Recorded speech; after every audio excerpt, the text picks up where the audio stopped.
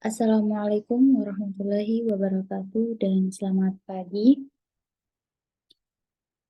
Baik, perkenalkan kami dari kelompok 3 akan mempresentasikan hasil diskusi kami dengan judul pengujian mutu simplicia.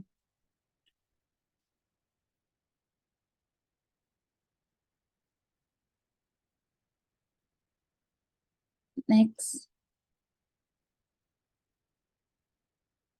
Pertama-tama, izinkan saya memperkenalkan nama dari teman-teman kelompok kami. Yang pertama ada Levina Virginia Hermawan, yang kedua ada Tabita Hawila Pasaribu, yang ketiga ada saya sendiri, Waode Nurwahida, dan yang keempat ada Windy Nurfadilah, dan yang kelima ada Maria Putri.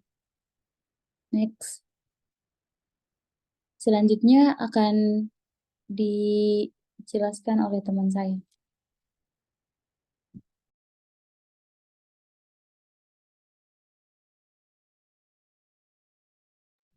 Baik, mari kita bahas materi yang pertama, yakni mengenai pengujian mutu simplicia. Menurut Crosby, mutu adalah sesuatu yang sudah sesuai dengan yang distandarkan berdasarkan kebutuhan. Nah, menurut Farmakope Herbal Indonesia tahun 2017, simplicia adalah bahan alam yang telah dikeringkan dan digunakan pengobatan dan belum mengalami pengolahan. Pengujian mutu simplicia adalah pengujian bahan kering yang belum diolah sesuai standar kebutuhan.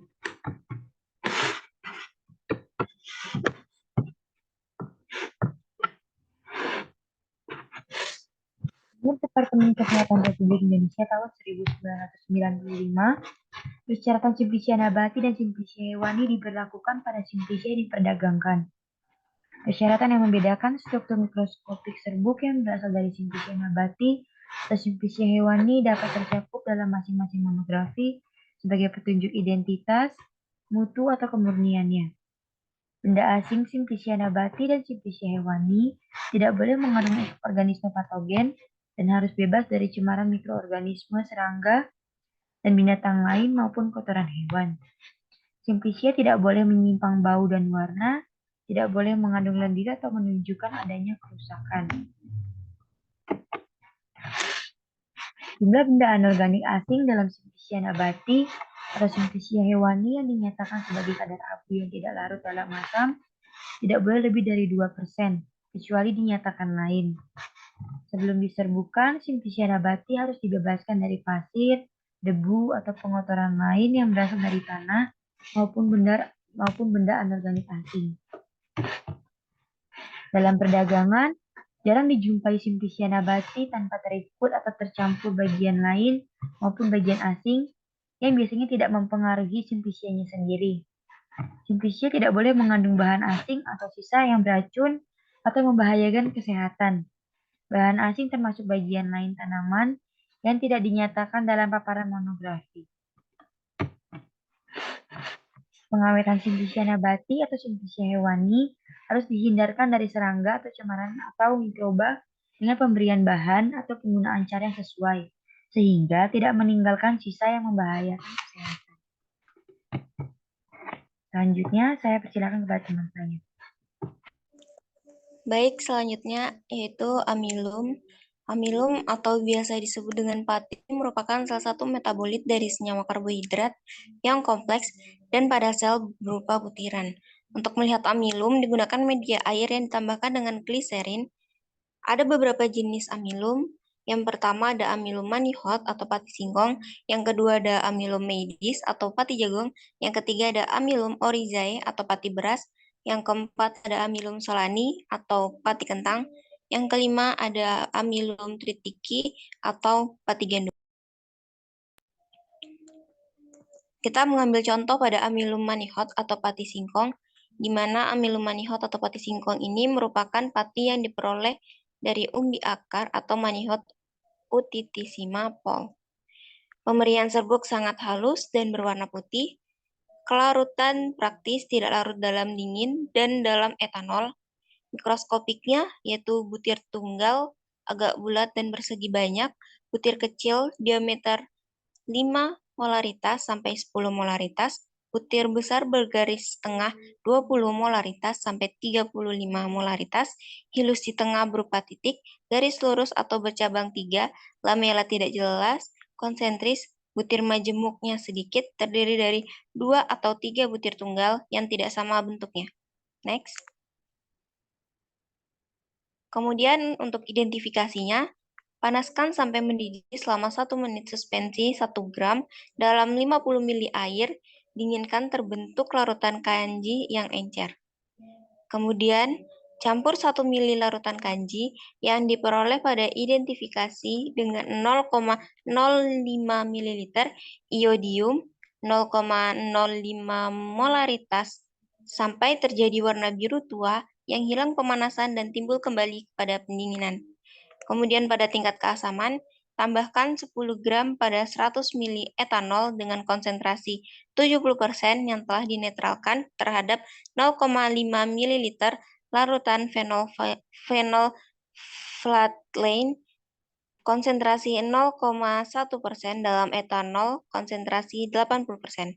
Kemudian kocok selama 1 jam, saring dan titrasi 50 ml filtrat dengan natrium hidroksida 0,1 normalitas liquid volume, diperlukan tidak lebih dari 2,0 ml. Next. Kemudian pada susut pengeringan, tidak lebih dari 15%, lakukan pengeringan pada suhu 100 derajat sampai 105 derajat menggunakan 1 gram. Susut pemijaran, tidak lebih dari 0,6%, lakukan penetapan menggunakan 1 gram. Untuk bahan organik asing, tidak lebih dari Sesepora sel. Batas mikrobanya tidak boleh mengandung Escherichia coli. Lakukan penetapan menggunakan 1,0. Untuk wadah dan penyimpanannya harus dalam wadah tertutup rapat. Next. Kemudian masuk pada akar atau radix. Akar sendiri berasal dari radikula atau akar lembaga yang halus dan bergerak menembus tanah atau geotrop. Radikula berkembang dari biji yang menghasilkan akar dan berkembang menjadi akar utama atau sering disebut dengan akar tunggang. Adapun ciri-ciri atau karakter dari akar yaitu yang pertama ada akar tidak berwarna hijau dan berada di dalam tanah. Yang kedua tidak memiliki mata tunas. Yang ketiga, tidak memiliki nodus dan internodus. Yang keempat, tidak memiliki rambut-rambut akar yang bersifat uniseluler. Next. Untuk fungsi akar sendiri, yang pertama yaitu untuk menentukan posisi tanaman. Yang kedua, untuk absorpsi air dan garam-garam mineral. Yang ketiga, untuk tempat penyimpanan makanan cadangan bagi tumbuhan. Yang keempat, yaitu untuk membawa air dari dalam tanah menuju batu. Next. Berdasarkan asalnya, akar dibedakan menjadi 2 macam. Yang pertama ada akar primer atau akar normal, yang kedua ada akar iliar. Untuk akar primer sendiri berfungsi untuk menegakkan tumbuhan, serta menyerap air dan garam-garam mineral, dan dapat bersifat permanen atau temporer. Kemudian untuk akar liar berfungsi untuk menyerap air atau mengalami modifikasi menjadi organ merayap, menumpang, dan sebagai haustoria atau akar pada tumbuhan parasit. Next. Untuk sistem perakaran dibedakan menjadi 2. Yang pertama akar tunggang atau tapestrode yang merupakan akar lembaga atau radikula yang tumbuh terus menjadi akar utama dan bercabang-cabang lebih kecil. Kemudian akar serabut ada atau adventitious roots, yaitu akar lembaga yang dapat berkembang selanjutnya, tetapi selanjutnya tidak berkembang. Pada pangkal batang keluar akar yang banyak dengan ukuran relatif sama. Next. Untuk struktur akarnya sendiri, ini bisa dilihat ada akar tunggang yang gambarnya meliputi akar sekunder, akar primer, kemudian tudung akar dan rambut akar, dan di sebelahnya ada gambar akar serabut. Next. Berdasarkan percabangan dan bentuknya, akar tunggang dibedakan menjadi yang pertama, akar tunggang tidak bercabang dibedakan lagi menjadi 1. Berbentuk tombak atau pangkal besar meruncing ke ujung.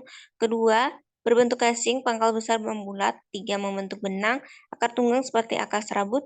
Kemudian yang kedua ada akar tunggang yang bercabang. Akar tunggang ini berbentuk kerucut panjang, tumbuh ke bawah, bercabang-cabang banyak, dan cabangnya lagi sehingga memperluas daerah perakaran yang dapat menyerap air dan unsur hara. Next. Nah, untuk contoh akar tunggang tidak bercabang, teman-teman bisa lihat ada wortel, bengkoang. Next.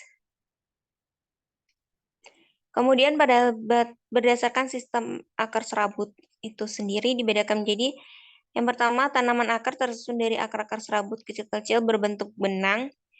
Kemudian yang kedua ada tanaman akar tersusun dari serabut agak besar dan kaku.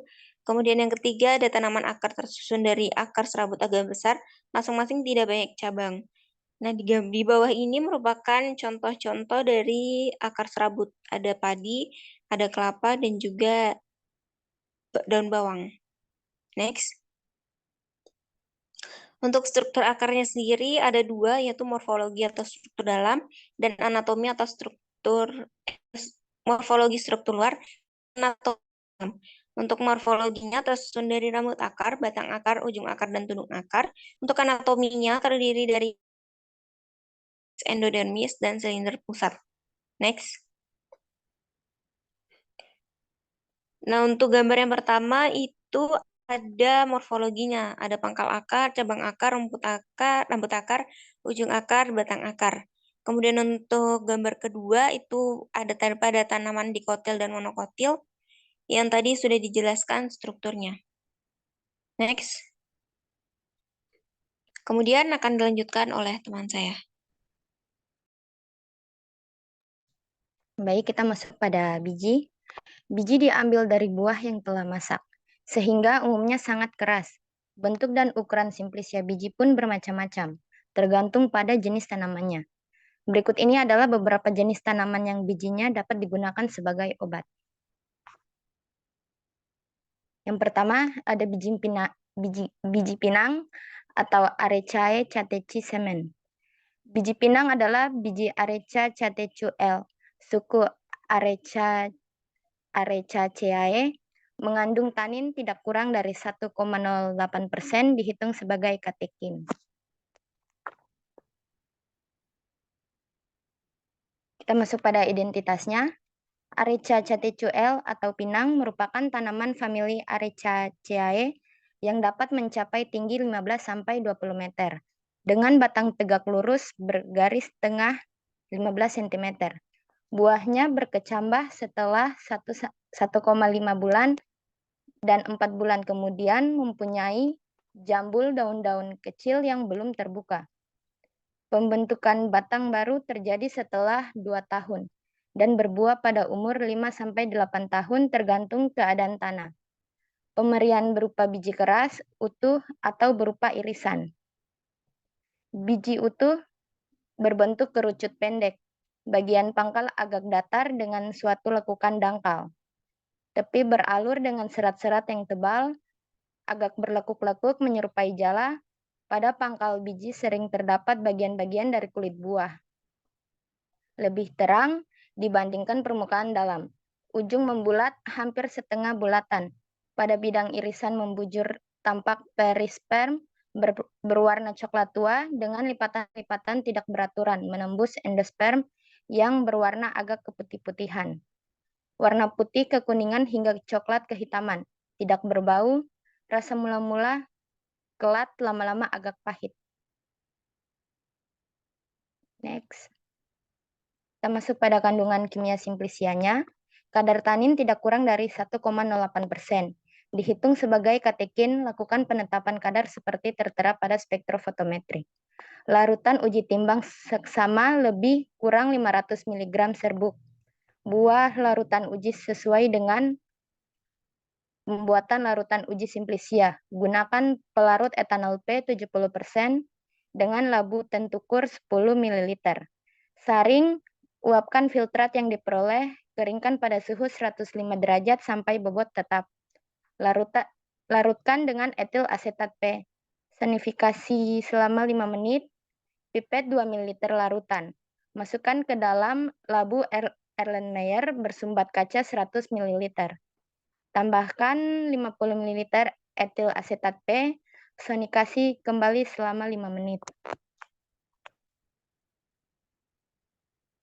Larutan pembanding keringkan katekin dalam oven pada suhu 105 derajat sampai bobot tetap. Timbang seksama lebih kurang 50 mg. Masukkan ke dalam lebuh tentukur 50 ml. Larutkan dengan etil asetat P. Sonikasi selama 5 menit. Pipet 2 ml larutan, masukkan ke dalam labu Erlenmeyer bersumbat kaca 100 ml. Tambahkan 50 ml etil asetat P. Sonikasi kembali selama 5 menit. Larutan blanko etil asetat P, prosedur ukur serapan larutan uji, larutan pembanding dan larutan blanko secara spektrofotometri pada panjang gelombang 279 nanometer dan 300 nanometer. Serapan larutan uji pada 300 nanometer tidak lebih dari 0,03. Kita masuk yang kedua, ada biji pala atau Myristicae fragransis semen. Biji pala adalah biji buah masak Myristica fragrans Haut, suku Myristicae, mengandung minyak atsiri tidak kurang dari 6,40% volume per berat. Identitas simplicianya, pemerian berupa biji, bentuk bulat atau bulat telur. Permukaan luar beralur dangkal, terdapat anyaman berbentuk seperti jala, bagian liang biji membulat, ujung biji runcing, jika ditekan biji bagian dalam yang memar mengeluarkan minyak coklat kemerahan. Permukaan luar coklat muda sampai coklat kelabu, dengan bintik dan garis-garis kemerahan. Bau khas, rasa agak pahit, pedas, lama-lama kelat. Kandungan kimia simplicianya, kadar minyak atsiri tidak kurang dari 6,40% volume per berat. Lakukan penetapan kadar sesuai dengan penetapan kadar minyak atsiri. Selanjutnya dibawakan oleh teman saya. Kulit batang atau korteks. Simplicia batang dan kulit batang atau korteks merupakan bagian batang kulit batang yang digunakan sebagai ramuan obat. Simplicia kulit batang umumnya diambil dari bagian kulit terluar tanaman tingkat tinggi yang berkayu. Bagian yang sering digunakan sebagai bahan ramuan meliputi kulit dan batang, cabang atau kulit akar sampai ke lapisan epidermis. Berikut ini adalah tanaman obat tradisional Indonesia yang bahan berkhasiatnya terdapat pada kulit batang atau korteks. Next. Kayu manis atau Cinamomy burmami cortex. Kulit kayu manis adalah bagian dalam kulit batang dari Cinamomy burmani atau Nex dan Tenes blume. Suku Lauraceae mengandung minyak atsiri tidak kurang dari 0,42 volume per berat, atau cinnamaldehyde tidak kurang dari 0,50%. Next. Identitas. Pemerian berupa kulit batang mengulung membujur tebal pipi atau berupa berkas yang terdiri atas tumpukan beberapa potong kulit yang bergulung membujur. Permukaan luar yang tidak bergabus berwarna coklat kekuningan atau coklat sampai coklat kemerahan. Bergaris-garis pucat, bergelombang, memanjang, dan garis-garis pendek melintang yang menonjol atau agak berlengkuk. Yang bergabus berwarna hijau kehitaman atau coklat kehijauan. Permukaan dalam berwarna coklat kemerahan tua sampai coklat kehitaman. Bekas patahan tidak rata, warna coklat kekuningan, bau khas, rasa sedikit manis. Next. Kandungan kimia simplicia, kadar minyak atsiri tidak kurang dari 0,42% volume per berat. Lakukan penetapan kadar sesuai dengan penetapan kadar minyak atsiri. Kadar cinnamaldehyde tidak kurang dari 0,50%. Lakukan penetapan kadar dengan cara KLT densimetro seperti tetra pada kromatografi menggunakan fase gerak N atau heksana P atau etil. P sama dengan buka kurung 9/1 tutup kurung. Larutan uji timbang laksama lebih kurang dari 5 gram serbuk simplicia. Larutan dalam 50 ml, etanol 70% LP. Di dalam labu LMR 250 liter. Kocok dengan bantuan vortex selama 10 menit. Sonikasi pada suhu 50 derajat selama 20 menit. Saring ke dalam labu tertukur 50 ml. Tambahkan etanol 70% LP melalui kertas saring sampai tanda. Larutan pembanding timbang saksama lebih kurang 10 mg sinamaldehid. Masukkan ke dalam labu tertukur 10 ml. Larutan dalam tambahkan etanol P sampai tanda. Buatan seri pengenceran larutan pembanding dengan kadar berturut-turut 1500, 250, 125, dan 62, mikro per mililiter. Next, kayu secang atau Caea salpiniae sapanis lignum. Kayu secang adalah larutan atau potongan-potongan kayu Caea salpinia salpan L. Suku dari Fabaceae mengandung minyak asiri tidak kurang dari 0,16% volume per berat. Next.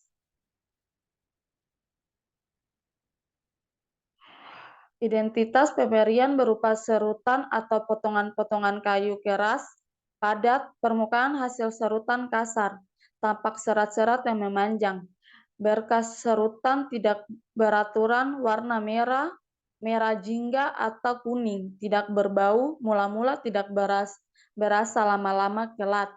Kandungan kimia simplicia, kadar minyak asiri tidak kurang dari 0,16% volume per berat. Lakukan penerapan kadar sesuai dengan penetapan kadar minyak asiri. Next.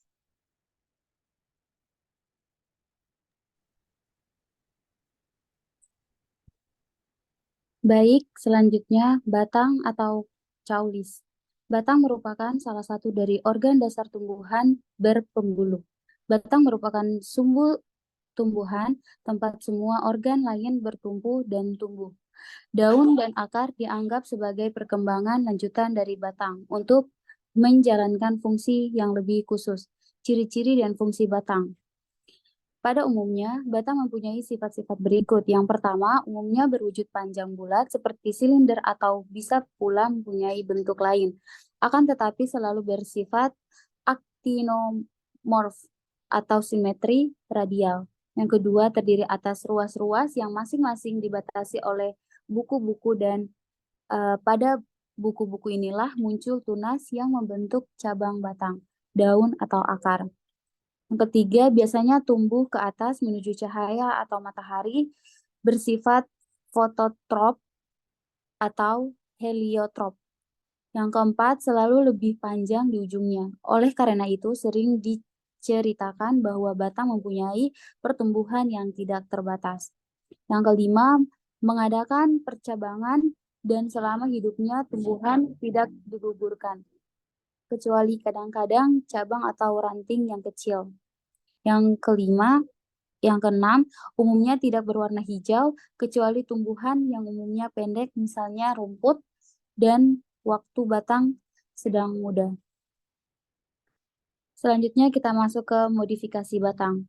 Batang bisa memiliki fungsi tumbuhan yang mempunyai dampak pada berubahnya bentuk atau morfologi dari bentuk dasar dijadikan bentuk yang lain. Berikut merupakan beberapa bentuk modifikasi batang. Karakteristik batang atau caulis. Yang pertama, bentuk panjang dan bulat seperti silinder. Yang kedua, bersifat aktinomorf atau dapat dibagi menjadi dua bagian. Yang ketiga, terdiri atas beberapa ruas, dibatasi oleh buku yang memiliki daun. Yang keempat, bersifat fototrof atau tumbuh ke atas menuju cahaya atau matahari.